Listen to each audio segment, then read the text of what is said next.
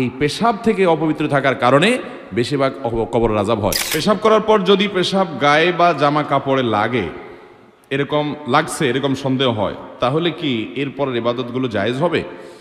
দেখেন, পেশাব করার পর সুইয়ের আগায় যে পরিমাণ পানি থাকে, সুই আছে না, সুইয়ের মাথায় যেরকম পানি থাকে ওইরকম ছোট ছোট ছিটা আসে না কিছু, এগুলো যদি আসে 2-4-5টা বা এরকম ছিটা যদি আসে আপনার কাপড়ের শরীরে, নাপাক হবে না। এটার কারণে নাপাক, এটার কারণে অহেতুক পেরেশান হবে না। তবে এগুলোর জন্য না আসে তার জন্য সতর্ক থাকতে হবে, কারণ ফাইন্না আম্মাতা আযাবিল কবরি মিনহু, নবী সাল্লাল্লাহু আলাইহি সাল্লাম বলেছেন ইস্তানজিহু মিনাল বাউল, পেশাব থেকে তোমরা বেঁচে থাকবা, সতর্ক থাকবা, কারণ বেশিরভাগ কবরের আযাব পেশাব থেকে অসতর্ক থাকার কারণে এবং চগলখুরি একজনের কাছে আরেকজনের কাছে লাগানোর জন্য, সবার কাছে যায় ভালো থাকে পিছনে বদনামি করে, এই চরিত্রের কারণে আর এই পেশাব থেকে অপবিত্র থাকার কারণে বেশিরভাগ কবরের আযাব হয়। এই জন্য পেশাবের ফোঁটা থেকে বাঁচে থাকার চেষ্টা করবেন। দাঁড়ায় যদি সরসর করে পেশাব করে দেন তাহলে ছিটা বেশি আসবে, এই জন্য বসে বসে করবেন এবং উপযুক্ত জায়গায় করবেন। তারপরও যদি ছিটা চলে আসে, ওই যে সুইয়ের আগার পরিমাণ এরকম ছিটা আসলো 2টা 4টা 6টা, এতে কি হবে না, নাপাক হবে। সতর্ক স্বরূপ পায়ে আসছে, পাও ধুয়ে ফেললেন, শেষ। আর কাপড় লাগলে কাপড় নাপাক হবে না এত অল্প পেশাব লাগলে, কারণ এটা থেকে একেবারে এইরকম সুই পরিমাণও লাগবে না, এটা থেকে বাঁচা সম্ভব না, যার কারণে এটুকু মাফ। শুধু সেটা নয়, অনেক সময় দেখবেন টয়লেটে বসলে মাছি আসে, মাছি যে একবার ওই নাপাক জায়গায় বসে আবার আপনার শরীরে এসে বসে, এর কারণেও শরীর বা কাপড় নাপাক হবে, কারণ ওই মাছির গায়ে বা তার পায়ে এত কম নাপাক লাগে যে ওইটা কোনো কাউন্ট করে গণনা করা কঠিন, যার কারণে সেটা মাফ, এটা লাগলে অসুবিধা হবে না।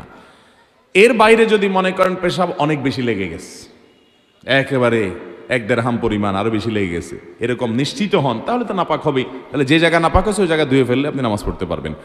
আবার অনেকের আছে লাগে নাই কিন্তু তার সন্দেহ হয়েছে, যেমন প্রশ্ন যিনি করছেন উনি, অনেকের আছে এটাকে বলা হয় সূচিবায়ুর রোগী, আছে না এই রোগ, যে লাগছে মনে হয় এই মনে হয় দিয়া নাপাক হবে না, এই মনে হয় কোনো বেল নাই, এটার পাত্তা দেওয়া যাবে না।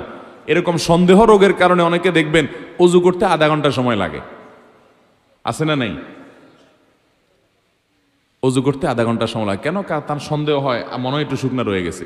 হাদিসে আসছে 3 বার ধুইতে, সে 30 বার ধোয়ার পরও তার সন্দেহ থাকে আরো, এটা সন্দেহের রোগী, এই সন্দেহকে পাত্তা দেওয়া যাবে।